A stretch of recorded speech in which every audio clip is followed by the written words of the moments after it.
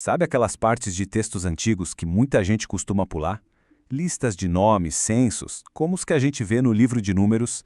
Pois é, muitas vezes é justamente ali que se esconde o projeto mais genial.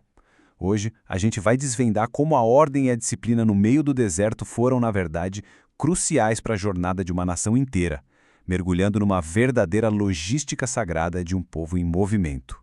E essa aqui é a grande questão, o problema central a ser resolvido. É um desafio imenso, tanto na logística quanto no lado espiritual. Como é que uma presença divina, que é pura, poderosa, pode se mover bem no coração de uma nação humana cheia de falhas? Como é que Deus pode habitar no meio do caos sem que isso seja literalmente fatal para as pessoas? Bom, o cenário é o Monte Sinai. O povo de Israel está deixando de ser um grupo parado para se tornar uma nação em marcha. E o mais impressionante de tudo, a presença de Deus vai estar ali, bem no centro do acampamento. Isso é uma situação cheia de bênçãos, claro, mas também de um perigo mortal. Essa proximidade toda com o sagrado exigia um nível de organização completamente novo.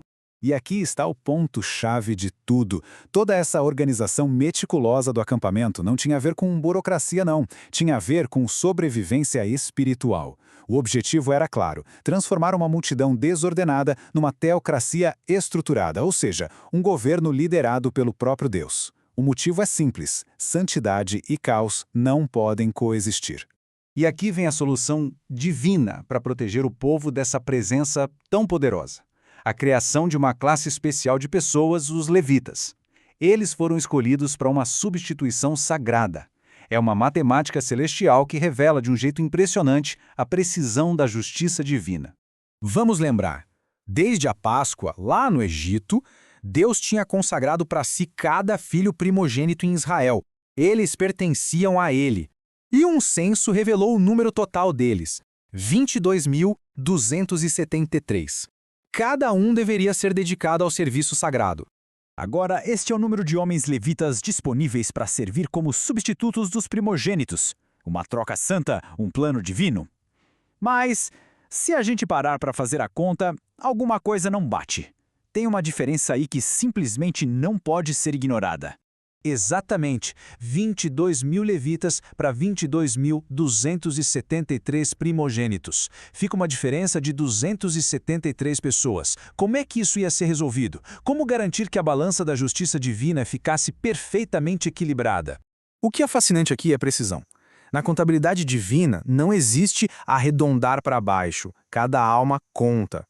A diferença não podia ser ignorada de jeito nenhum. Um preço teria que ser pago porque a redenção, veja bem, não aceita equivalências incompletas. E o preço foi exato, 5 shekels de prata.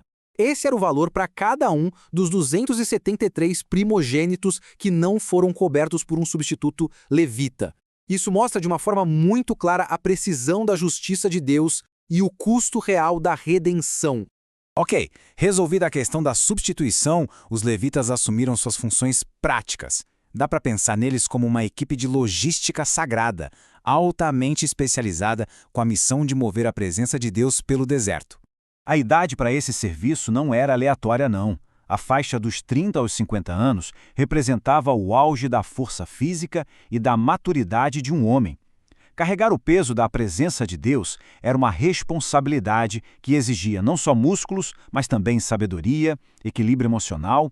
E essa grande equipe era dividida em 3 esquadrões, cada um com uma função vital insubstituível. Os coatitas transportavam os objetos mais santos de todos, a Arca da Aliança, o candelabro, os altares. Já os gersonitas carregavam as cortinas e as coberturas, e os meraritas a estrutura pesada, tábuas, colunas, bases. Se um deles falhasse, o tabernáculo simplesmente não ficaria de pé. E as regras eram de vida ou morte, especialmente para os coatitas. Eles eram proibidos até mesmo de ver os objetos sagrados descobertos. Os sacerdotes tinham que embalar tudo primeiro. A proximidade com o sagrado exigia uma reverência absoluta, porque qualquer deslize seria fatal. Agora, para entender a profundidade da missão deles, a gente precisa olhar para 3 palavras-chave em hebraico. Elas mudam completamente o sentido do que era trabalhar para Deus. Elas revelam toda a teologia por trás da logística.